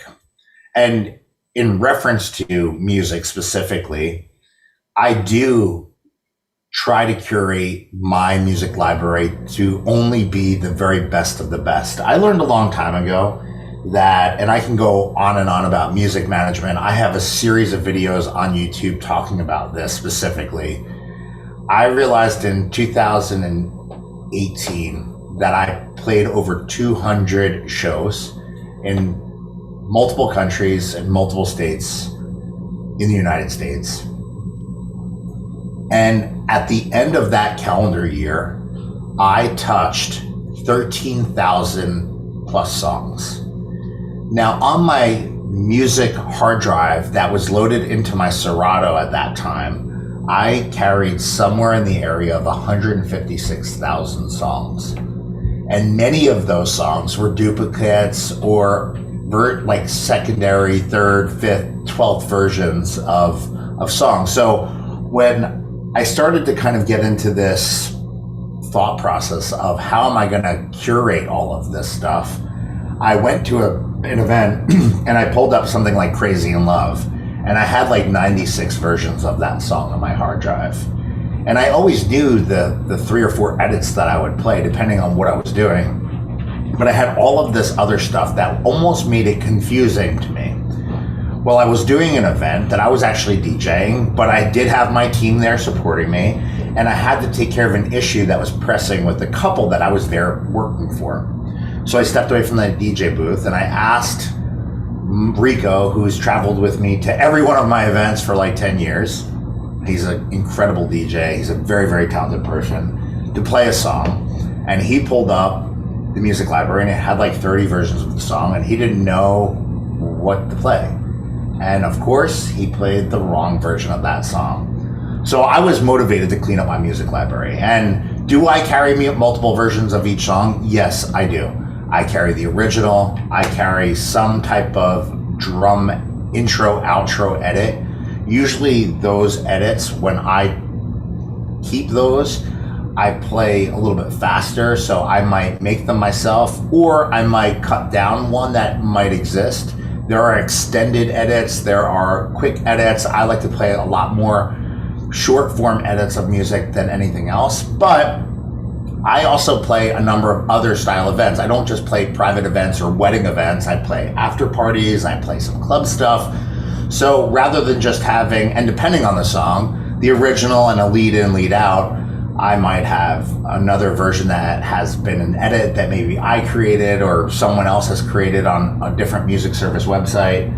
Or I might have, a hip hop edit and a dance edit, because it might be something that is very popular. And sometimes if I'm working in the framework of like, let's say a club space or high energy space, having a dance remix of what would normally or traditionally be a hip hop song can connect to people really well, and it allows you to get really creative with your sets.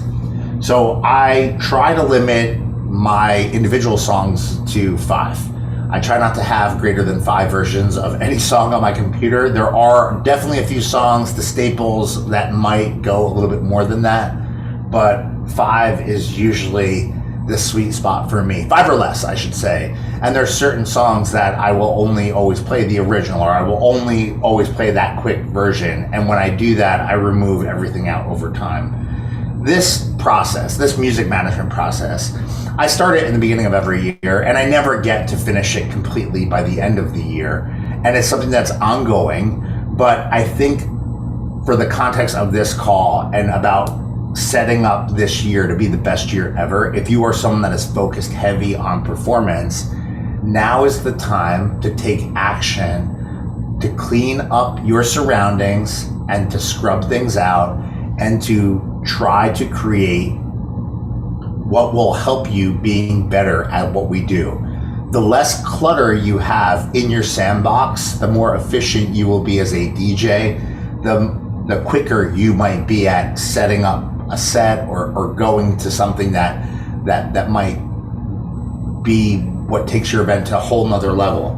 I think music management and working on cleaning up your sandbox in that respect is something that's incredibly, incredibly important and very, very helpful. So we've talked about getting your house in order. We've talked about a little bit about socials. We talked about scrubbing your website, looking at your imaging, look at the messaging. We talked a little bit about music management. And I think this is another one that I would kind of put into this category that I think makes sense now more than ever. If you're someone that has now done this for a little bit, whether it be 1 year or 5 years or 30 years, at the beginning of every year, I think it's a good time to look back at what the last 12 months has done. And although that experience will definitely vary from what would be quote unquote the normal, especially for us in the Northeast or by an area that has been traumatically impacted by what was surrounding the pandemic, you have to look at where you are from a pricing perspective, but also like a COGS perspective, the cost of goods sold perspective, the inner workings of your business. When is the last time that you as a DJ or you as a business owner or you as someone that's supporting someone else's business has stopped and looked at what it cost you to do an event? When is the last time you've evaluated what it cost you to leave your house that day and provide the service that you were hired to do and most likely contracted to do 6 months ago, 2 years ago, whatever the time frame is? Dollars and cents have shifted dramatically over the past, let's just say 2 years. And it's not because of the pandemic, although there are impacts because of that, but equipment is now limited. The cost of gas has skyrocketed. And this is not to get into a political conversation or whatever, but the cost of doing business in our world has increased significantly. So I think that this is a very, very timely exercise for all of us to think through. Because when has it been since you've relooked at how much it costs you to do what you do? I know for me, and I know for us at SCE, over the past 3 months, we've just actually increased our prices twice because the cost for us to do business has significantly increased over the past 6 months alone. And I don't know about you, but I can tell you from my perspective, it's challenging sometimes to find staff for some of the other things that we offer, like our photo booth company, or if you need that extra set of hands just to help, load into that event that's a little bit larger. People are spread thin, and there are so many places that are impacted by all the things surrounding us in the world that help becomes sometimes scarce.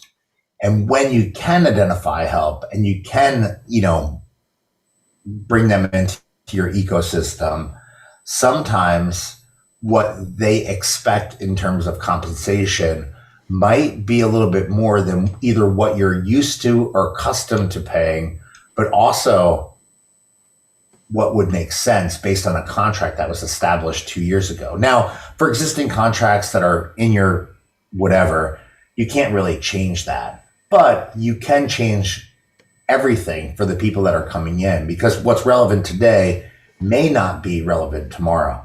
And I think it's super important that we as DJs look a little bit at what we're charging, what it costs, and break things down and really, really, really look at it.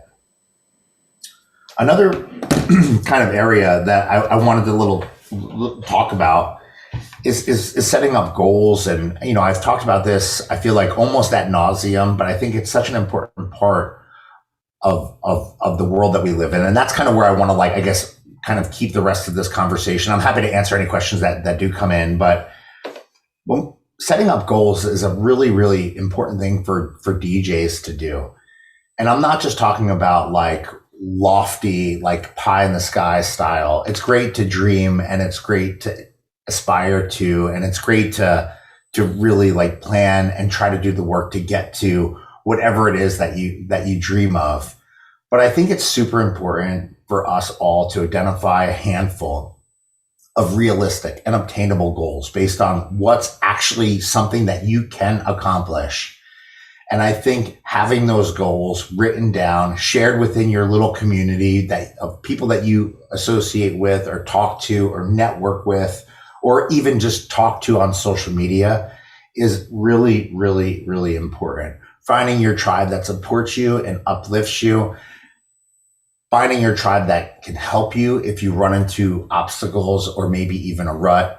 I think that is all just gold in so many different ways. And I think that if you have the ability of thinking about this stuff and you're not doing it, you really, really, really need to consider setting up a couple of goals that are doable for you and your business. And you don't have to go crazy. Start with 3 goals, start with 5 goals, but make sure they are something that you can accomplish. Write them down, put them on a piece of paper, stick it on your computer or in your office on the wall that you can see every single day, and think about how you can accomplish them.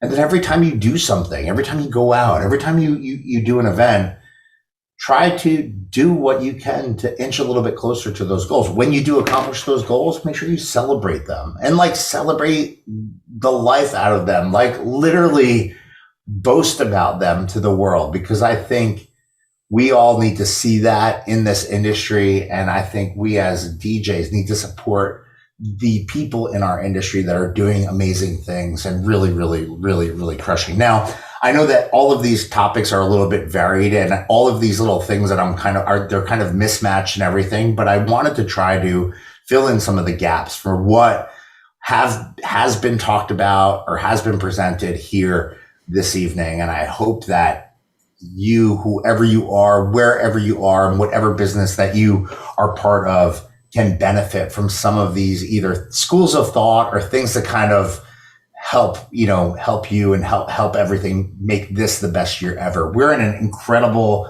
position. If you made it through this pandemic, you are in a position to thrive. Yeah. Now it's just figuring out how to make that happen and putting the work in to actually make that happen. But congratulations, celebrate that. And I'm just pumped to be here. John, what's up? Hey, that was great stuff there, Jason. Thank you very much. I appreciate you. I'm so grateful to be part of this overall curriculum, and I wanted to provide a little bit of insight just to fill in some of the gaps from all the different. There's just so many different things going on today, and I just, there's a lot. So I just wanted to try to add a little bit of value and shed some light for maybe some things that haven't been talked about or at least dialed into. Yeah, for sure. And you dropped some gems in there along the way. So you guys have hopefully had some notes from tonight, whether we start at the beginning or the end, but there was some great stuff right across the board tonight. So it's a good evening. Jason, I think we're going to wrap things up. I want to thank you for being on once again, my friend, and thank you guys for being with us tonight. I appreciate you, John. Thank you, everybody. Yep. Nice. Thank you. Good luck. Let's get it. Pop out to DJNTV.com/chill and go hang out and do kind of the after party there. And we'll catch you guys next time. Good night, everybody.